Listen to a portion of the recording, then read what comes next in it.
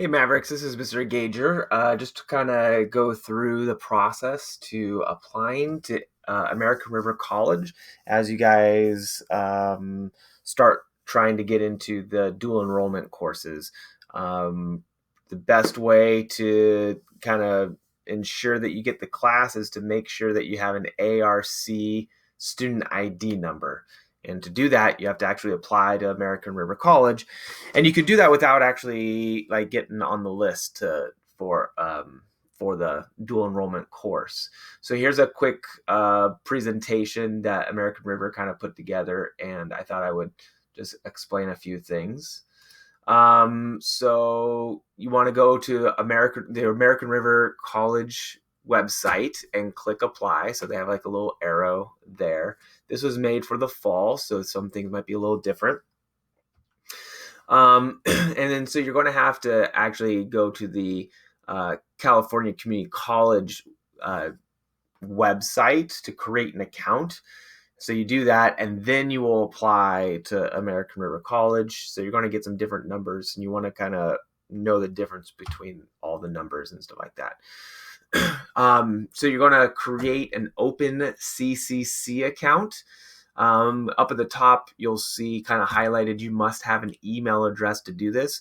And you should definitely not be using your school email address. So you should have a personal email address. And hopefully it's not like bigbootybuns@yahoo.com or something like that. But, maybe something a little more professional, I guess. But make sure you have an email address. We would recommend not using your school email address. So you should be using a personal email address to create your account.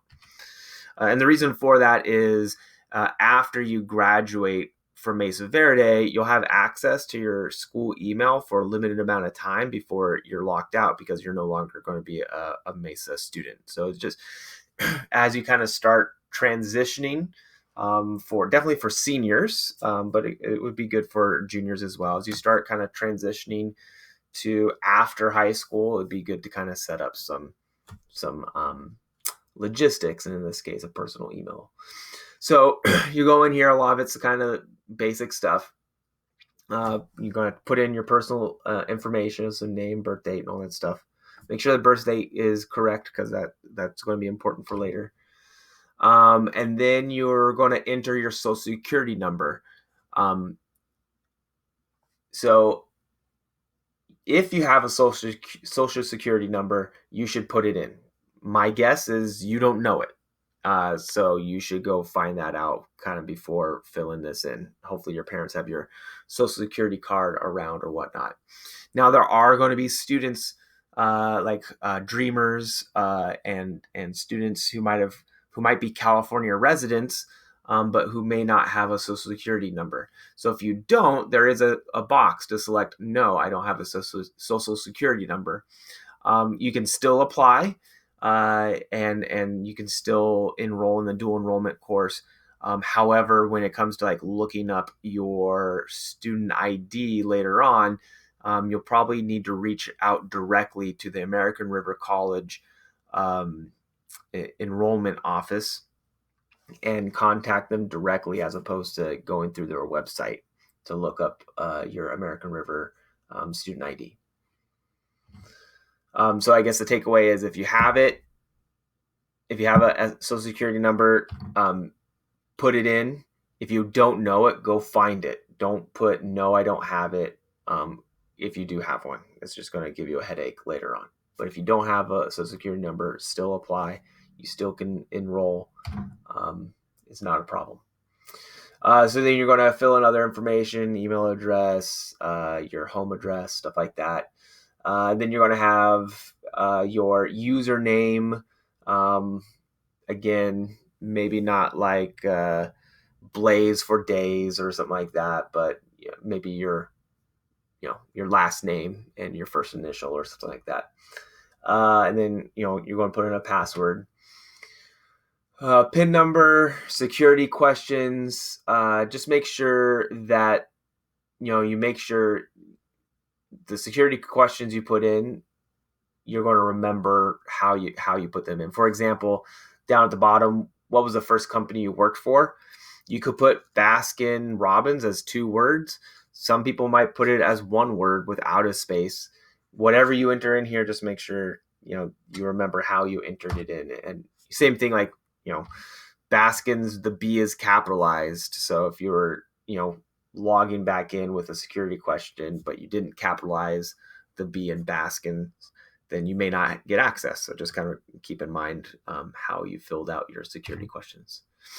So here you get California Community College ID. This is not the ID we want in order to register for the dual enrollment course. Okay, so you've created a CCC account, and the benefit to this is you can use this account. So this is for all California community colleges. So you can use this account to apply to American River right now, but after high school, if you want to go to Sierra College, or if you want to move kind of out of the area, but you want to go to California Community College in Long Beach or Santa Cruz or something like that, you have this account. You're going to apply to those colleges through this account.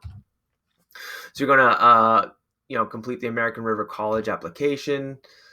So you want to kind of fill this stuff in. Term you're applying for, I guess you're applying for the spring 2021 term. Some of this other information is not that important right now. I mean, you'll have to put something in. So intended major, you could, if you know that, cool, put that in. It's not really going to be applicable. And here, basically this is saying your residency is based on your parents' residency until you're 19. Unless you're emancipated from your parents, and that happens because you've been legally emancipated or you're married or something like that. Okay, so this is the kind of the more important area. So college enrollment status, and it says as of August 21st. That will probably be different, but your status is going to be college and high school at the same time. Okay. Now I didn't fill this out, so I don't know exactly where it says high school education. As of August 21st, again, that might be a different date when you go to fill this in, but you haven't received your diploma. So my hope is if you put college and high school at the same time, that's going to go away. If not, then you should look at the options for high school education level as of whatever date. You have not received your high school diploma, so do not put that in. Hopefully it says still in high school or planning on receiving a high school diploma. High school completion date, you could put in your intended graduation date. So for seniors, it's going to be 2021, June of 2021. The date I don't think is all that important, so you could put like June 5th or whatever.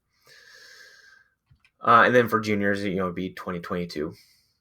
Okay, and then you're going to fill this information out. You can look up, I believe you can look up transcript information in your student portal, but if you want to reach out to your school counselor and get your transcript sent to you, you can do that. And an unofficial transcript sent to you, we can do that. And then you're just going to fill in some of this other information in. Again, some students may not be, they may be California residents, but they may not be U.S. citizens, and that's okay. So they'll probably have that option on here. You're a California resident, all that stuff. Just going to fill in information here. Program services, whatnot. Again, really not all that applicable to you right now. They want to know information about you, how you identify. Again, how you identify your race, contact information, stuff like that. And then you're kind of finishing up here. A lot of this stuff on the right, are you currently enrolled in another college? No, right? So a lot of this stuff probably going to be no for you. And then here you're going to put in security passwords or security questions as well. Same thing, just make sure you remember how you filled those out. So in this case, this person put East Whittier Middle School. When that person goes back, if they put East Whittier, they're not going to get logged in. They're not going to get access. So they're going to have to put it in exactly how they typed it in there. And then you should submit, and then then you click a few boxes to attest that you are who you are, and then you've submitted your application to American River College. You should probably get an email sent to your personal email with your ARC ID number, and that's what we want. And that's what you want when you go to apply, or that's what you want to share with your counselor when you go to apply for the dual enrollment courses. If you don't get access to your student ID number, your American River, and it's called like their WID because there's a W in front of the numbers. So if you don't get your WID number, then you can, there's going to be a video associated with this to kind of show how you can look that up through the American River College website. So hopefully this helps. If you have any questions, feel free to reach out to your counselor. To make yourself a good candidate for the dual enrollment, you need to have an American River ID number. There's going to be a number of students, because you're not just competing with students at Mesa Verde for these dual enrollment courses. You're competing with all San Juan Unified high school students, or at least juniors and seniors, who are interested in this. So spots are limited, so the sooner you get put in place, the sooner you sign up, the better. And there's going to be students who sign up without an ID number and they just never get around to it. Well, they're going to get cut. So if you don't want that to be you, or if you sign up kind of on the later end, you're going to be on the waiting list. And if you have an ID number and there's people above you who don't, you're going to get to move into that spot. So from my perspective, getting an American River ID number as soon as possible would be a good choice. Again, contact your counselor if you have questions, and good luck.